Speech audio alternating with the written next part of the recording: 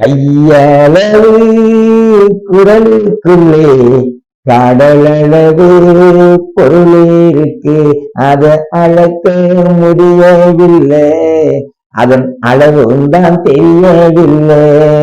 கையளவு குரலுக்குள்ளே கடலளவு பொருள் இருக்கு. அதை அளக்க முடியவில்லை, அதன் அளவும் தான் தெரியவில்லை. நீங்க காலையில் எழுந்ததும் திருக்குறள் படித்தாலே மனதிலே பதியும் உள்ள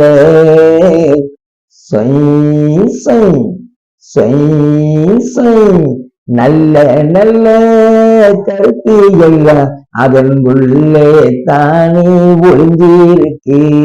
புரிஞ்சு நல்லா படிச்சீங்கன்னா எல்லாம் நீங்க தெரிஞ்சிக்கலாம். நல்ல நல்ல கருத்துகள் அதன் உள்ளே தானே ஒளிஞ்சிருக்கேன். புரிஞ்சு நல்லா படிச்சீங்கன்னா எல்லாம் நீங்க தெரிஞ்சிக்கலாம். அத தினமும் படிச்சாக்கா உனக்கு அறிவுத்தான் நல்லா வளரும்.